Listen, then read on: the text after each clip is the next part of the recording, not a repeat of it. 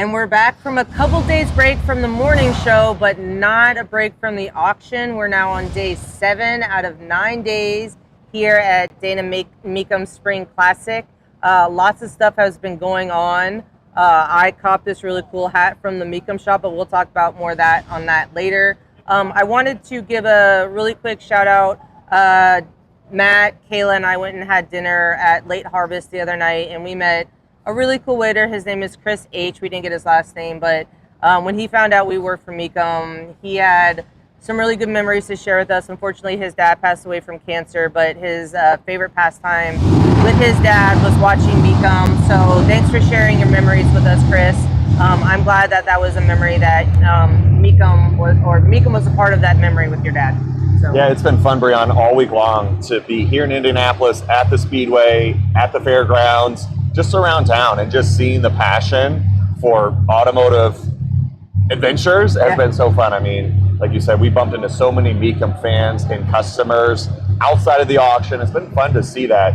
And thanks for joining us here on Mecum in the Morning, episode 49. And if you've been with us for a while, we thank you for staying with us for this year long. We kicked off this program a year ago here at Indy, and it's been so exciting. What a ride, Brianna. Yeah, and you also kicked off your Glass Studio interviews yesterday, and they've been going great. Yeah, so here at the Fairgrounds, Brianna, we've got something new called the Glass Studio. I encourage people to come out, and it's free. We have a beautiful studio space where I've got all kinds of interviews lined up with consigners and builders, and really giving the inside look at some of the most notable consignments that are crossing the block. And if you want to see the schedule, just go to mecum.com, click auction details, and find that Glass Studio icon. You can see everything that Matt has in store day by day. Absolutely. And speaking of what's in store, let's talk about what we have in store for today here at the auction. We've got 50 pieces of road art. We've got 350 vehicles, Brianna. That's an exciting amount. So many good stuff's going to be there up front on the block in 13 collections. And man, I've so enjoyed walking around the fairgrounds and seeing these collections displayed. You really get a sense and a flavor of the personality of the person or persons who put them together. And there's truly something for everyone in these 13 collections. You got race cars, you got muscle cars, you got exotics. There's so many different rooms and so many different places outside in the tents and the brick halls and everywhere that turn around. There's places to go, there's things to see. There's the adventure zone. There's literally so much activity. The Dodge Thrill Ride actually kicked off yesterday. So it wasn't going on last week. It actually started yesterday, and it was actually kind of fun. Our producer, Alyssa, got a really cool drone shot of the Dodges going through some of the puddles, and it was actually one of my favorite videos throughout the week here. So get in line, check it out. Take your kids to the adventure zone. Just come on out. There's so much going on. And one of the great collections that I'm looking forward to is the Skillman Collection, really well displayed there in the Champions Hall. And I love just the diversity. You've got everything from those big full-size race cars from the 1960s that are set up to do one thing and go fast. You see the roll cage, and then you've got the open wheel dragsters, just really well displayed. A lot of diversity there, and that's a great thing about coming out here, Brianna. It's just that you can really see the personality of the people that put these collections together. And you can just really kind of get a flavor of that. But lots of power in that collection, and also a lot of connections here to the local area, being so close to the Indy Speedway. So I just love everything in that group. And you can't miss that collection when you walk into the auction interest in the Fall Pavilion. If you're walking into the auction arena, you can't miss it. It's right there on your left-hand side. So check it out when you're walking into the auction block. But Matt, I got something else to talk about. Unless you've been living in a cage or a cave for the last month, there has been some pretty big automotive news, and it's not something we typically talk about, but because it's anywhere and everywhere, I figured we had to talk about it on the show today. There is a little pickup truck that's making big news, and it goes by the name of Slate.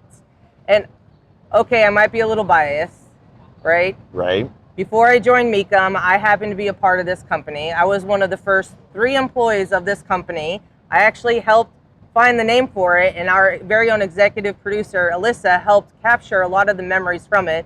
But this pickup truck is actually making a lot of waves, and the reason being is it's a very basic pickup truck, right? It comes in one color, slate gray.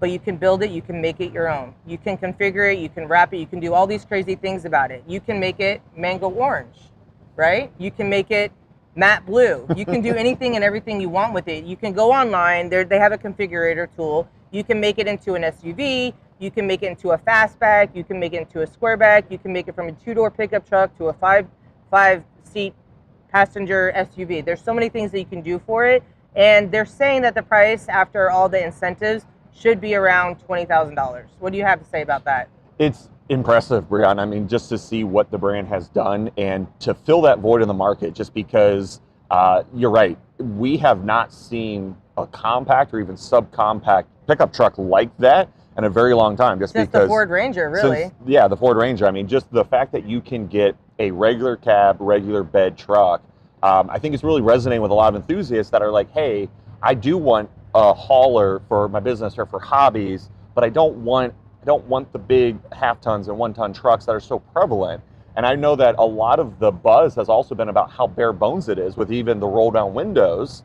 No speaker, no stereo no system. speakers, but it really seems like it's speaking to consumers that are saying, hey, I want to take control over how I equip my vehicle. And I think it's really connecting. I think it's also really energizing, to a certain extent, the modifiers out there, the tuners that are seeing, hey, I can personalize this specifically for what I want to do, whether that be beach adventures or mountain climbing or mountain crawling. And then also you got all the people that just want to personalize it with the fun colors, the graphics, all the different things. And yes, I do think that the orange one should be called Mango Orange. I know our producer kind of modified one to be a Mecum theme. That's why we have that yellow and red color scheme, which is very cool. You know, even crazier, something that just flashed across the screen, in less than 2 weeks, this little company has been able to take 100,000 reservations for that truck. That's crazy. That's literally unheard of. That's 100,000 people, and I don't know if they've surpassed that number, but in 2 weeks, 100,000 people have said, yes, we truly think that this is a vehicle that we want to put in our garage, right? And again, one of the premises of this truck is a lot of people find buying a new vehicle inaccessible because the prices of a new vehicle are just skyrocketing, $40,000, $50,000, $60,000, that to the average person and on an average income, it's unobtainable these days. You know, an average car payment is $400 or $500, and this just not accessible to people. They can't afford that. So this pickup truck, and then a great thing too is you don't have to customize it all at one time, right? You can wrap it, right? Maybe that's all you do at this time. And then maybe a month later, maybe you want to add a speaker system. And then maybe a year down the road, that's when you want to add an SUV kit to it, right? So you don't have to do everything at once. You can customize it as you grow and as your income, you know, allows you to do it. I think it's a really great platform, and I'm excited to see what happens to it. And shout out to all my friends in the marketing squad over there and the brand team. I think you guys have done a fantastic job, and I can't wait for Matt to play around with the configurator and see what he builds out on it. So fantastic. I think another home run, Brianna, with the truck is that it does have some retro vibes. And so I think, in addition to everything we've touched on, the fact that it kind of looks classic already, I think is also resonating with enthusiasts. And I think it will be a big hit. So yeah. I'm excited to see where it takes off. And speaking of customizing vehicles, someone in a crew that knows their way around how to modify vehicles, of course, our friends over at West Coast Customs. And I know we got to see your spotlight and your take on their vehicles that are crossing the block. But our friend and TV commentator, Scott Hoke, was also out there, and he's got a nice little preview of what's in store.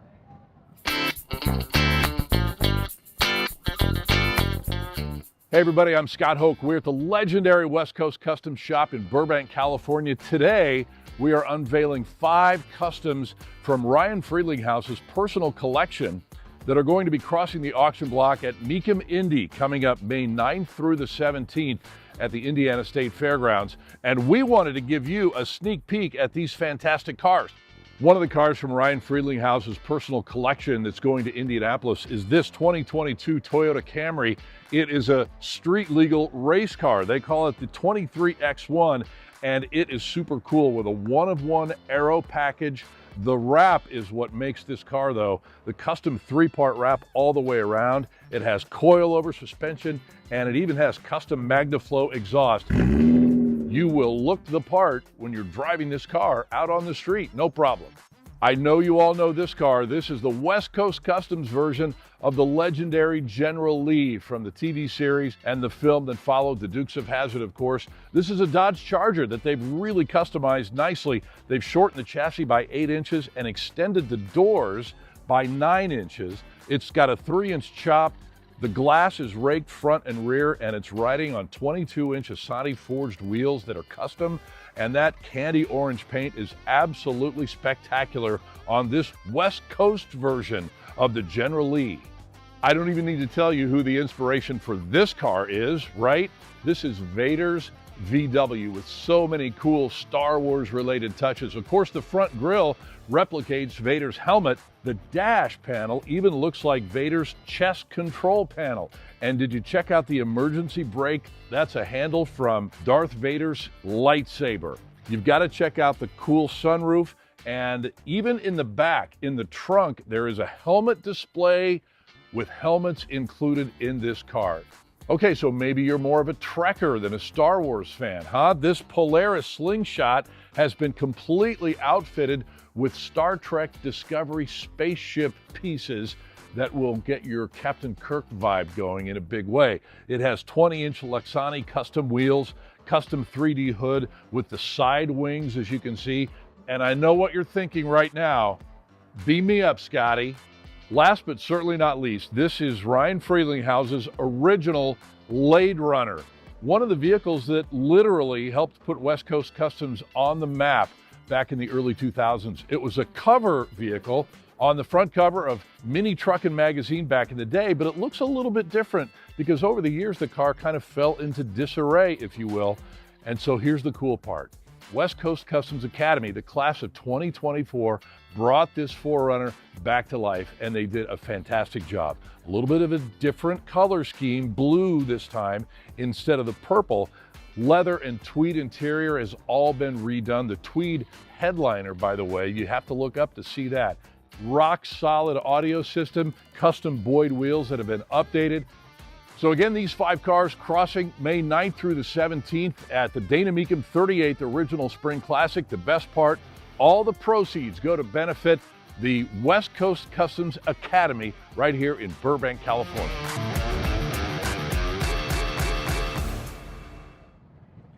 So those cars from West Coast Customs, Ryan's personal collection, roll off the block on Saturday. They start at lot S35 and roll through S39. Unfortunately, I won't be here. I'm really bummed, but I know that you'll be there with the West Coast Customs crew rooting it on.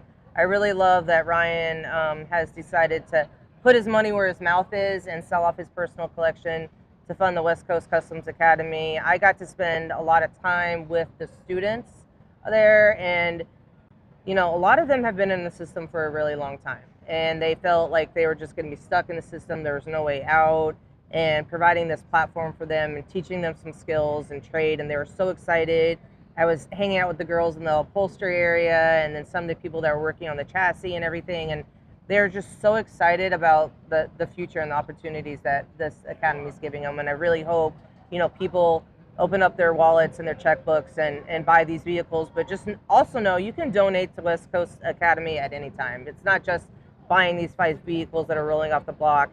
Go to the website, click donate. You can donate a vehicle if you have a vehicle that could, you know, be part of this program too. So it's not always about cash donations. It is, you know, you could donate vehicle or even a service if you have.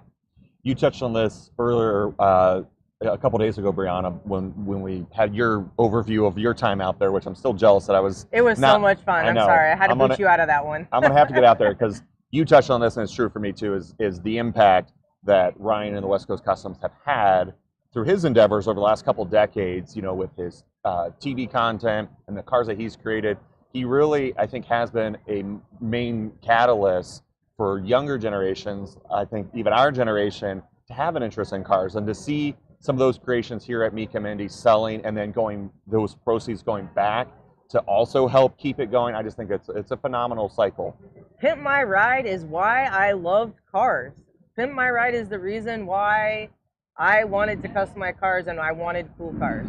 I credit Ryan and everything that show did for my love of cars and why probably I'm here at Mecum today, honestly. So Let's keep that love for automotive culture going. Yeah, absolutely. Yeah.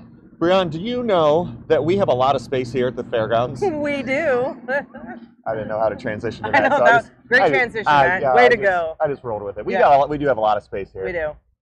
So I don't know how many, probably lots of acres. Lots of acres, just that we are able to use. It's a wonderful facility here at the Indiana State Fairgrounds. And there's just so much going on. And I wanted to give our viewers kind of an inside look about how we keep things organized, because it's a well-oiled machine and there's some key people and some key operational protocols in place that we have to help make sure that all the cars are where they need to be. What a lead up, Matt. I know. We're going to go right into it. So without further ado, check out my package with Dom. What is it that you're looking for? Oh, well, there's almost 2,500 cars here. I'm sure I can find it. Just give me a little bit. I'll look for it for you. Hey, Dom, can you give me a ride? Absolutely. Let's go, man. I got to look for a car anyways. A lot of good stuff here. Movie cars, a lot of movie cars. There's that movie car that's down in Building 1, the Batmobile. But this is the car that I want. Very cool pick, Dom. I love it. You know, it's a T-top car. It's a turbo car. It was the first year for the turbocharged motor. It's been stored for 20 years. The seats in it are like new. It's got the 1 year only wheels on it, special order. The guy calls it the Grandpa National. So it was before what became like the Grand National. Without getting close to it, you really don't know. I mean, you see the call out on the hood. Great sleeper pick, Dom. Good eye on that one. Let's go find some more. All right, sounds good to me. With so many lots, how do we keep everything organized? So we're actually in a perfect area to ask that question. The cars come in and they actually go over into check-in. And then the driver of that car knows where that lot is, takes the car to the lot, and then inside each lot, there's a lot manager in a blue shirt, and he directs the driver where to take the car, and he backs them in just perfectly, because we have to get everything in so close because there's, 25, there's a lot of cars here. If you need help with anything with a car, whether it needs to be started or just looked at, look for us in blue shirts. We're usually in every area. There's multiple people in each area. Just look for us and we'll be glad to help you. So just in the same way that the cars have a spot, we also have teams of people that have a spot throughout the entire duration of the auction. Exactly. So you've got check-in guys, you've got the lot manager team. Even a tank, Dom, we really do have something for everyone. We do, we really do. It's like, can you imagine bringing that thing home? And I'm a Trans Am guy, so of course I'm going to pick out every... You are, but that's okay. I'm going to pick out about every Trans Am I can. And I'm a Camaro guy, so I'm going to keep an eye out for those. Okay, sounds good. We always have top muscle in here, which is cool. We're pretty, I always tell people that we're very blessed by the what we get, the quality and the number and all that kind of stuff. Well, thanks, Dom. I'm going to go check out the block. All right, man. Come back anytime.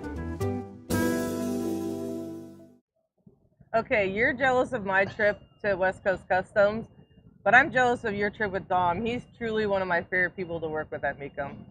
We had a lot of fun going out there, and it really You is. look like it when you were just lounging. Yeah, in the golf just hanging cart. out with Dom in the golf cart. But our lot managers do play such a critical role in how we keep things organized. And even earlier this week, it's funny, Alyssa and I were out shooting some B-roll of a car, and we had to go find a lot manager just to help us move into position, and they came right over. We were able to fire it up. So even we take advantage of how they keep things organized. Oh, yeah. I don't know where I am half the time, and I have to utilize them probably in like every hour on the hour. All right, well, you got to transition to the next package? Yeah, from golf carts to go-karts. Let's check it out.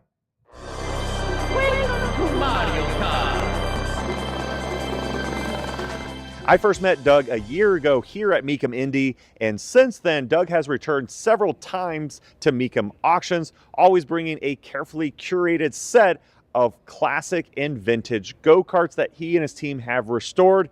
This year, he didn't disappoint. Doug, what go-karts did you bring this year that are crossing the block?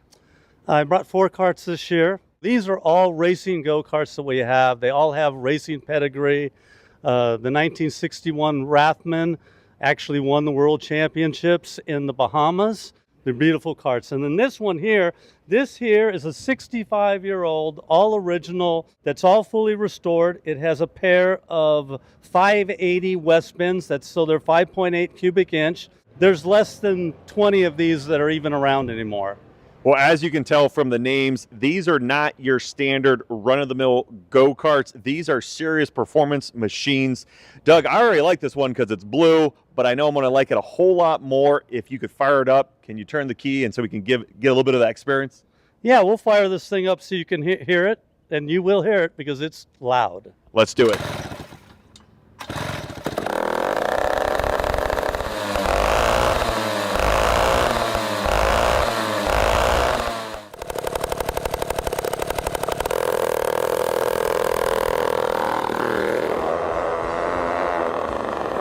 It's always a treat to walk through Road Art and see what's in store. You never know what you'll find. Oh man, that looked like a lot of fun. It really did. I think Doug is just so genuine in his love for the karts. And as I mentioned that package, we connected with him a year ago here. And as I also mentioned, he's come back several times, always with a new slew of go-karts. And we set up that course in Harrisburg. And people are still talking about it. We might have to bring that back. I know Doug's not slowing down with his kart restoration. Anytime soon. Anytime soon. Yeah. And all 4 of those sold. They crossed the block yesterday, selling at no reserve. And so I know he's got an empty garage. He does. He does. He does. But if you do have an empty garage, go check out our merch shop. What are some new pieces, Brian? We have these new coffee mugs that just launched in our merch shop. If you're coming to Indy, they're on display, but they're also online. I love it. It's a 3D design, so it kind of is, out there. And then obviously you have the hat getting ready for summer. We have that GT109 shirt that Matt was wearing on the show the other day that our in-house graphic design team did, as well as the motorcycle tank shop that was just in that photo. I love it so much. But we got some really cool stuff dropping. We also have that really cool motorcycle helmet that, again, it's not DOT approved, but it looks really good on the mantle or in your she shed or man cave or man cage, as I call it today. But we've got some great stuff. Pick it up, get ready for the summer, or just wear it anytime. Yeah, and of course, come out to the auction. We have a couple more days. We'll be here through Saturday. The excitement keeps building, Brian, and the sun's out. Looks like it's going to be an awesome day. And before we sign off, we've had a lot of chatter with some of our recent shows. Most notably, our last show before we took a little break here, we had our guest Derek Berry, and I know he's just so popular with the automotive community right now. We had so many people who watched that and who commented a couple highlights. I think it's Farmall Dave. He said that we bought the Polera and it's coming to Minnesota, so that was one of the 5 that Derek had. I'm excited to see what Farmall Dave does with that. And then I like Race Fan 73. He said he's watching from Maine, making lobster and sirloin tips for my wife. So where's the invite? I love some lobster and I love some sirloin tips. So well done, Race Fan 73. I love your style. Make a good meal and tune into some Mecum. And then I really like James Dell 332. He almost provided a multi-step plan for us. He said, in regards to your proposal for the New York or the Syracuse Nationals to Harrisburg, he said a few ideas. He said, 1, buy more than one vehicle, 1 for Derek and 1 for each of you. So that's one idea. We could also, option 2, buy 1 for Derek and 1 for both of y'all to share, me and you. And then buy 1 large vehicle that we could, a Suburban. And then finally he just said, or just have a convoy or cross-country event like a cannonball. So I'll do all of them. All right, James Dell 332, keep the ideas flowing. I love it. Yeah. And I think we have someone watching today from Edward from Ontario, Canada. Edward from Ontario, Canada. Was that an accent? No, Okay. no, it wasn't an accent. Okay. Edward from Ontario. Okay. Thanks for watching, and wherever you're watching, drop us a comment, and then also let us know how you would make your Slate truck. Let's oh yeah, we want to hear it. Yeah, we want to hear it. Yeah, let us know what. I want to see how Matt would configure the truck. All right, I'm going to build one, and maybe tomorrow I'll walk through and I'll go in detail about why I picked the options I did. I would love to see. And it would. I think it's going to be matte blue. I really like that. Yeah. But thanks for watching us, and as we wrap up our show here, we do thank our viewers for joining us. Like I said, tomorrow is kind of an exciting day for us, Brian, as we celebrate 1 year of Mecum in the Morning, as well as episode 50. So thanks for tuning in, and also be sure to tune in shortly. TV coverage is today. You can find that on ESPN+. Lots of great hours of commentary. Brianna and I will be back tomorrow. Have a great day.